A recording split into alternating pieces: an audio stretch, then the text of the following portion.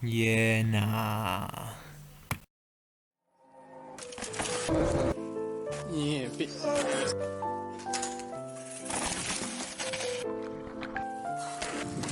Want to stand up?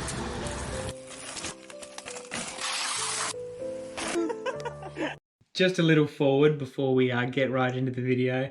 Obviously, I'm filming this afterwards. So yeah, today what we were going to do is make the naturally next progression of the Turbo Levo range of tests. Previously, I've done the full turbo mode the whole way. We got about 2 hours, about 2,000 meters of climbing. Yeah, it was really good. And then naturally, the next video will be in trail mode. So that's what we started today as.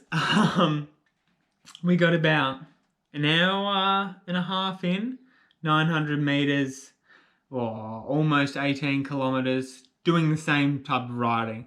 So I'm trying to ride the same trails, the same gradients, all of that to try to keep it as consistent as possible between the tests. So once they're all up, you'll be able to just quickly assess. Now, unfortunately, for me, because I have to go do it all again, but riding's good. We didn't actually make it because I got this warning light which came up on the bike out of nowhere, just magically started happening. You probably saw it in the intro of the video unless you had your eyes closed the whole time. We'll get to that later, but the motor kept cutting out. If I turned it off and back on, it would temporarily fix it, but then you'd have the issue where it would just start happening again. It was like your battery's on low power and you can feel it a little bit, but you're pretty much on your own. There's maybe 1% assistance, so it's enough that it's ticking along a little bit, but just nothing there. So we're gonna have to take that into the bike shop and see what's up. And I decided to stop riding it because I thought, well, I'm not really sure, even though I can keep turning it on and off to get it to kickstart again, it might be affecting the motor or the battery in some way that I don't know, which would then affect the test itself. So we're going to get that looked into, but I guess today's video is primarily just showcasing the trails again. They're pretty much going to be the same as last time because we're testing on the same trails. So don't sit on the edge of your seat as to what you're going to see. But yeah, we're going to explore the little battery flash, and that's that. This is a bike I've been riding, the 2021 Turbo Levo Comp. You'd recognize this bike if you've watched almost literally any video where I've actually ridden a bike. You'll notice that I haven't washed it. Controversial. So the comment section of my videos has actually been rather divided about this, because after I had the warranty and I noticed water issues down in there, that water was sort of penetrating in, I noticed that everyone, all of a sudden, well, not everyone, but there were like a lot of people, and I'm not saying this is bad either for you guys who did say this, is not to wash my bike. Because I'll get water in there and that'll break it essentially. Then there were people who straight out don't wash your bike ever, it's not good. But then there were people who were like, oh, just hand wash it with a bucket and soapy water and be careful not to go around there. I only do hand wash it. I've only got a bucket and a sponge. I literally don't have any other means to wash this bike with like a pressure sprayer or whatever. So that's what I've been doing, and I've still got the water. Anyway, so I've left it for you. I've left it dirty and unwashed. This is how it's been for a few weeks now. Completely covered. Now, I've noticed what the other half of you are saying, like this is all well and good if you live somewhere dry. But as you can see, like I've sort of brushed this down. I don't live somewhere in an environment where you're not getting water in it, you're not getting mud naturally anyway. So over time, you know, the chain's rusting, the bearings are all going and crunchy, there's random noises appearing in the bike now, and this is just what happens when you don't wash it, and it gets like saturated. It doesn't look saturated now, but it has been fully saturated, covered in mud, absolutely. And I've just wiped it down with my hand, and this is sort of like what's left from multiple dry hand wipes. So I guess there's two sides of the fence here. You've got the group of people who are saying don't wash your bike because you're going to damage your battery and motor, and then you're cooked, which makes sense. But then the other side of the fence is that if you don't wash your bike, then everything else around it gets cooked. So it's like a trade-off. I'm of the belief that washing your bike is good, that should be able to tolerate a bike wash. No one's told me not to bike wash it. No one's even told me that, you know, you can get water in there, which you know, you're riding through lakes and stuff. Well, I am. So how's that different to a bike wash, basically? So controversial. I know people will have something to say about this, so be sure to fire up the comment discussion about it. So the elephant in the room here basically is what would have happened if we didn't run into these issues. How far would we have gotten in comparison to the turbo mode, so running trail mode the whole time? That's an interesting question. So basically what happened is we used 35% of our total battery in the end. So at the point of finishing the ride, we had ridden 17 kilometers. We'd gained 900 meters of elevation and ridden moving time about an hour and 45 minutes. And that was on 35%. So if you're good at maths, you can realize that I probably severely underestimated how long I'd actually been riding for today if everything went to plan. In my mind, I thought we'd probably be riding for 3 hours on trail mode the whole time. But if we use maths basically to work with our 35% used and the data that we got, we can sort of do some calculations to predict what would have happened. Obviously, this is taken with a grain of salt because it means that everything that we've done up until that point to use that 35% must remain like exactly constant. We're putting out the same output of power, the temperature's the same. We're assuming that as the battery level drops, there's not a change in, you know, performance or output in terms of the battery or the motor. There's a whole heap of factors which come into this, but we're going to ignore those, alright?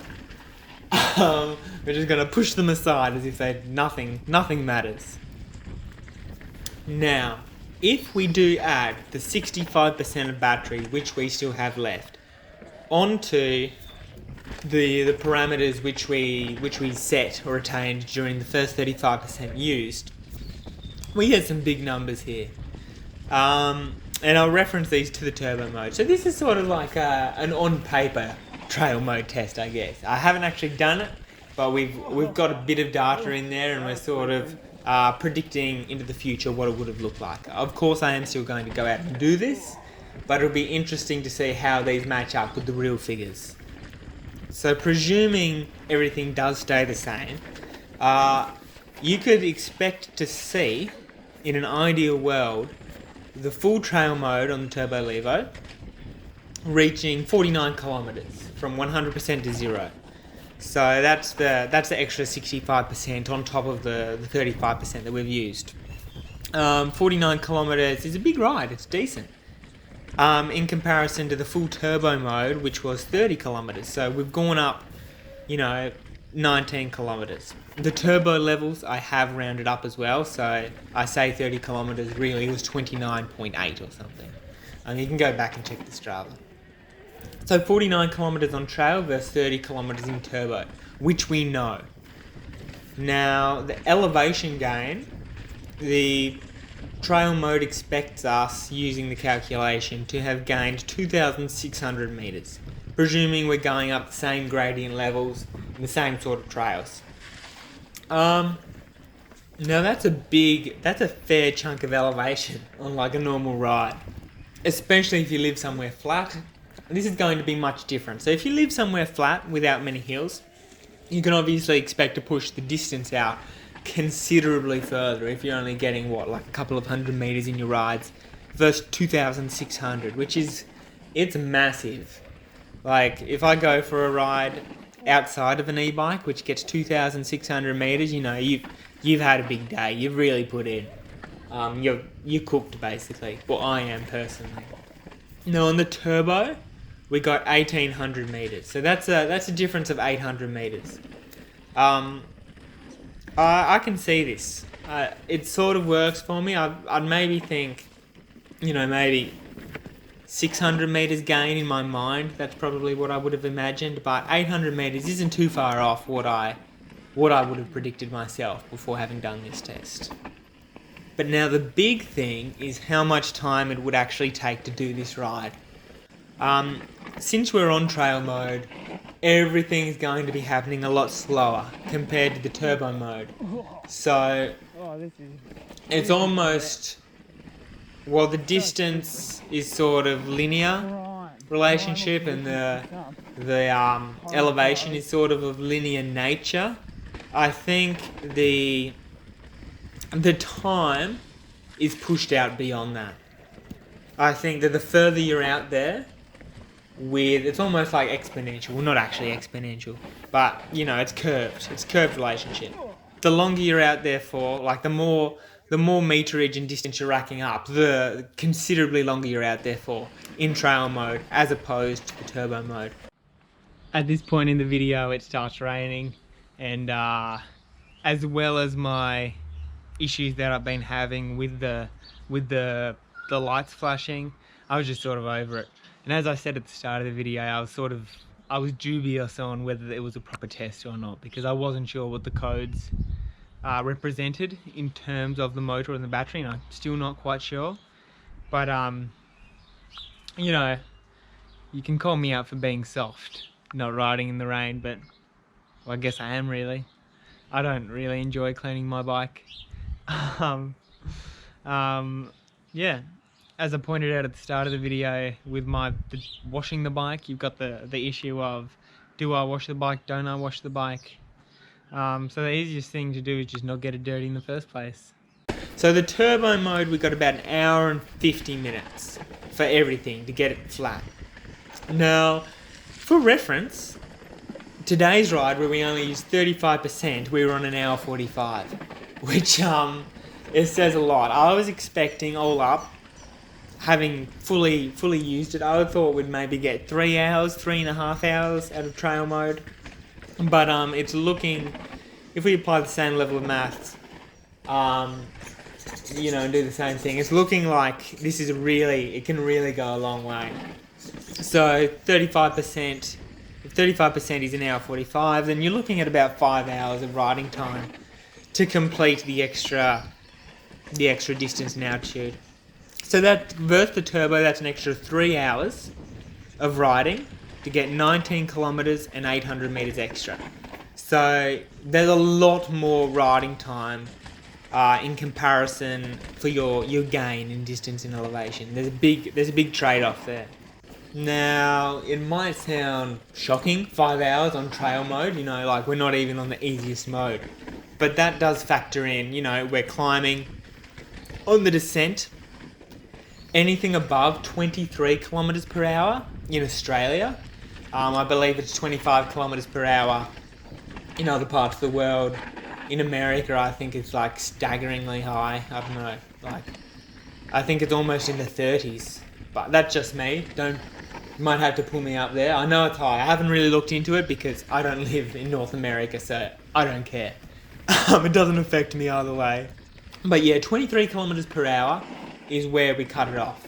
The motor cuts off. So riding here in southern Tasmania, pretty much all the climbs, you're going below 23 kilometres per hour. All the descents on the descents I've been doing on this test, the motor's, you know, it's not really going. It may as well be turned off. There's a few sections where you come out of a corner and it'll be flat where the motor kicks in, but it's only for a few seconds. So that's something to factor in as well into these estimated times, as well as the accurate times. That's what's happening. 23 kilometers per hour is very low when you're looking at the rest of the world, especially when you can have exactly the same bike but buy it in America, and it kicks ass basically. So when you're looking at this, the 5 hours which we estimate we could have done, that's a big jump. That's plus 150% on our 2 hours, if my maths is correct on that section. Which means, who knows what Eco is going to do. I'm going to be out riding, I'm going to have to bring lights to do Eco. If we do the same jump of 150%, that puts us on 12 and a half hours from Turbo to Eco with that same jump, which is massive. So, fingers crossed for my ride that isn't the case, because it's going to get pretty repetitive going up and down the same little section of trail. But I'll do it for you. So hang tight. The full, accurate trail test is coming, but this is sort of just like a filler, and I think it is interesting in predicting the relationship between the two, and I think it does give us a rough idea of what it can handle. It's just not on paper yet. Now, as you can see, even though on the trail we had that issue, as soon as you turn it off and back on, it's as if it's fixed itself, and then randomly when you stop riding, it'll come back on to the flashing blue and red. So I'm not sure what's really going on there.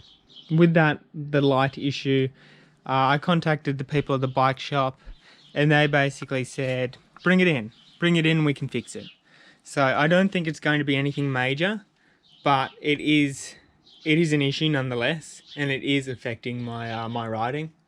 So yeah, look at this bird. Look how angry this bird looks. That top one, just evil. Nice little tangent. So yeah, I'm gonna take this in tomorrow, foreseeably the next day, and go through it, fix it, overhaul the issue, and then foreseeably I'll be able to come back and redo this test for the third time. Is this the third time I've tried to do it? I don't know.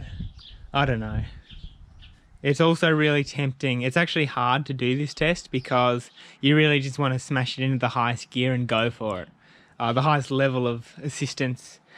And at the same time, if all of a sudden you bump into people who you normally ride with off the e-bike, you want to put it into the lowest mode to cruise up the hill with them.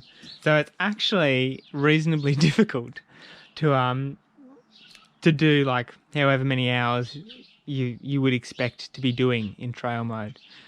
But next time, until then, like, comment, subscribe, especially comment. I want to hear about the dirty e-bike washing. I want to hear that.